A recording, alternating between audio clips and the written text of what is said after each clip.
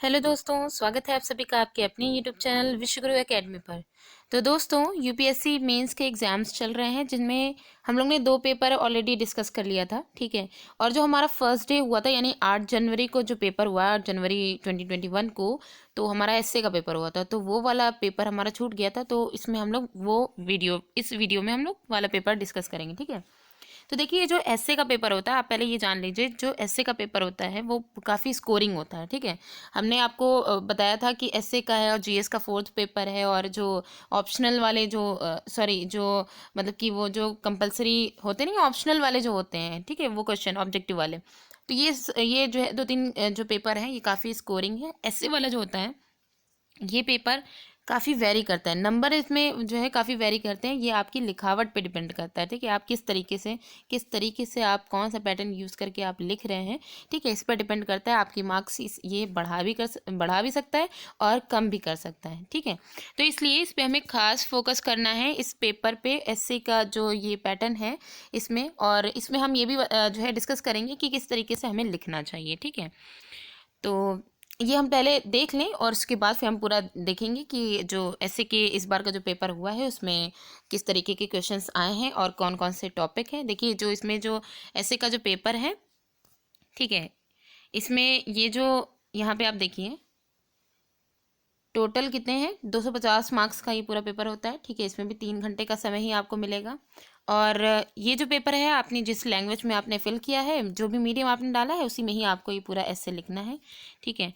तो जो एसए का जो पेपर है वो आपका 2 पोर्शन में होता है। सेक्शन ए होता है, सेक्शन बी होता है। हर पोर्शन में 4-4 एसए दिए जाएंगे, ठीक है। 4 टॉपिक दिए जाएंगे जिनमें से आपको एक एक टॉपिक पे, और वर्ड लिमिट कितनी है, 1000 से 1200 शब्द हैं, ठीक है।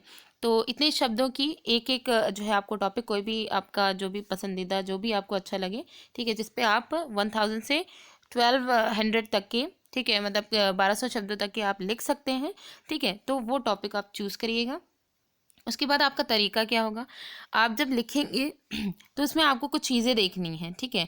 तो देखिए, जनरली जो ऐसे होते हैं वो जो है वो जो पूछे जाते हैं वो 2 तरीके से पूछे जाते हैं। एक तो आपके फिलोसॉफिकल बेस्ड होते हैं, और एक आपका जो है किसी सामाजिक जो समस्या है उसका समाधान कैसे करना है, ये मतलब जो मतलब सामाजिक समस्याओं से लिंक्ड होंगे, वो टॉपिक होते हैं, ठीक है। तो इस बार जो ज़्यादातर ऐसे आप देखेंगे इसमें, तो वो सारे ज़्यादातर जो हैं वो फिलोसॉफिकल बेस्ड हैं, ठीक है। और समाज से जो संबंधित जो समस्याएं हैं उनसे रिलेटेड इसमें कम है। तो इसमें आपको क्या करना है, आपको सबसे पहले ये देखना है कि जब भी आप जो है इसकी तैयारी कर रहे होंगे और ऐसे लिखना होगा, ऐसे लिखने के तरीके में आप सबसे पहले क्या करेंगे, जो टॉपर्स हो चुके हैं यूपीएससी के, उन टॉपर्स की आप कॉपी देखिए, ठीक है।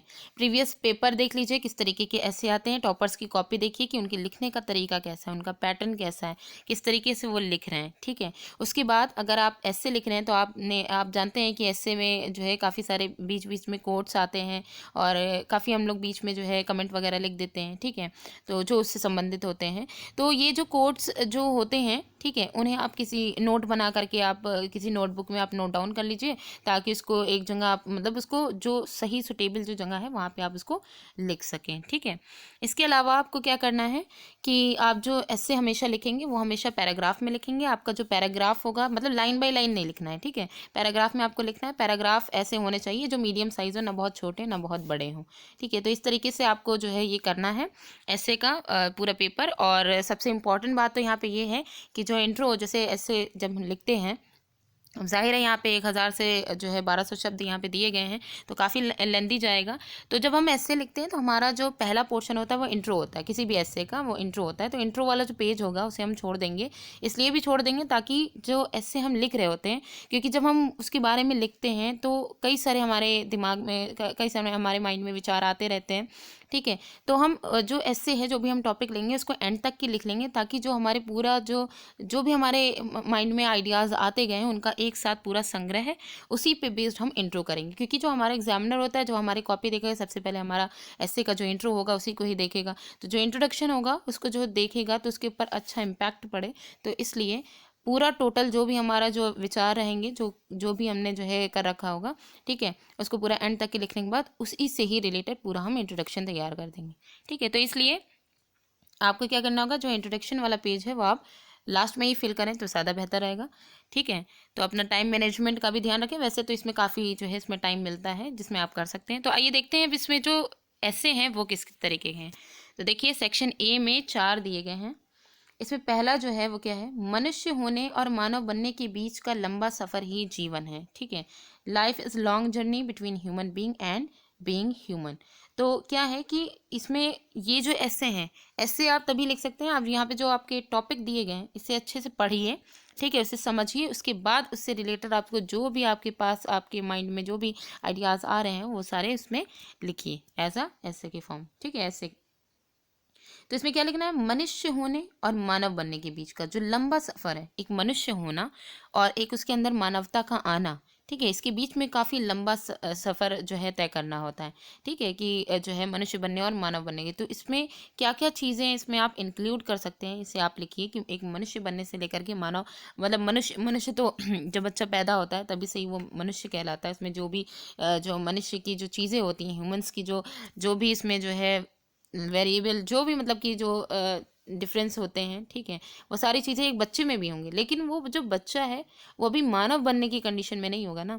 तो जैसे जैसे वो एडल्ट होता जाएगा, वो समाज से चीज़ें सीखता जाएगा, तो उसके अंदर मानवता की जो भावना आती जाएगी, वही उसका जो लंबा सफ़र होगा। कि एक कभी कभी क्या होता है कि काफ़ी एज होने के बाद लोगों के अंदर ये जो है, ये जो मानवता की भावना है ये जागृत होती है।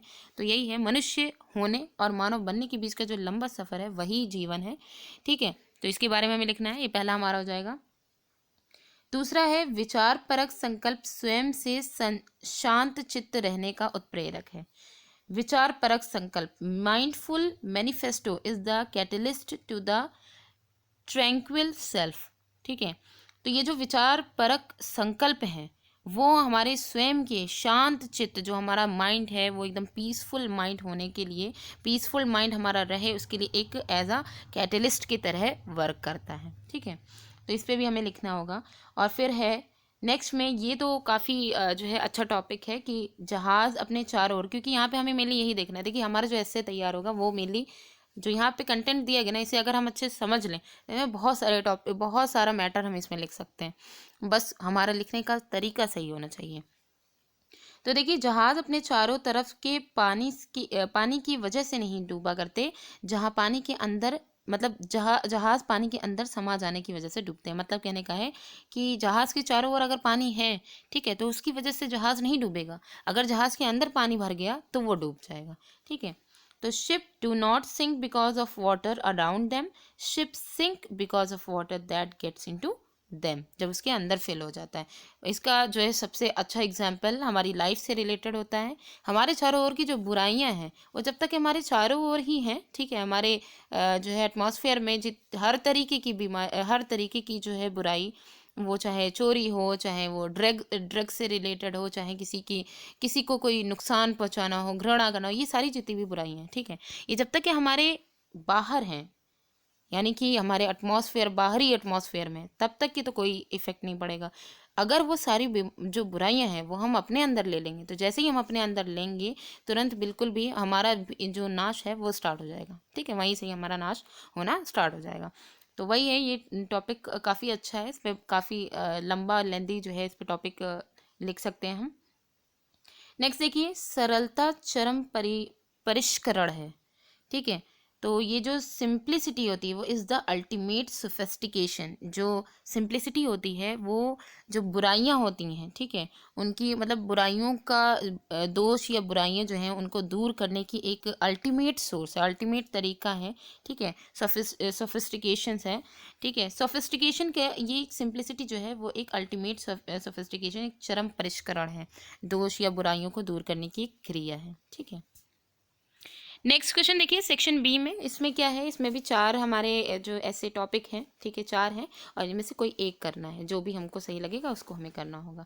ठीक है, सारे जो दोनों ऐसे जो होंगे वो हमें 1000 या फिर 1200 शब्दों में कंप्लीट करने हैं। तो देखिए क्वेश्चन 5 में क्या है, जो हम हैं वह संस्कार है, जो हमारे पास है वह सभ्यता है। जो हम हैं वह संस्कार है और जो हमारे पास है वो क्या है, सभ्यता है। Culture is what we are, civilisation is what we have. तो देखिए, जो संस्कार होते हैं ना, वो क्या होती है, जो हमारी जो संस्कृति होती है, ठीक है, जो हमारी सभ्यता है वो हमारे संस्कारों से ही बनती है। भारत की जो संस्कृति है, वो भारत में रहने वाले जो लोग हैं उनके अंदर जो संस्कार हैं उनके, उन्हीं पे ही जो है, मतलब उन्हीं पे ही डिपेंडेंट है कि बड़ों का आदर करना, या जो है जो भी पूरे परिवार मिल करके जो रहता है, ये एक जो है भारत की एक सभ्यता यही जो है बताती है कि जो डाइवर्सिटी में यूनिटी है। ठीक है, तो ये एक टॉपिक काफ़ी अच्छा है कि जो हम हैं वह संस्कार है, जो हमारे पास है वह सभ्यता है। तो इसी से ही रिलेटेड हमें इसमें कंटेंट में लिखना होगा। नेक्स्ट क्वेश्चन देखिए, बिना आर्थिक समृद्धि के सामाजिक न्याय नहीं हो सकता, किंतु बिना सामाजिक न्याय के आर्थिक समृद्धि नहीं हो सकती। आर्थिक समृद्धि निरर्थक है। There can be no social justice without economic prosperity, but economic prosperity without social justice is meaningless.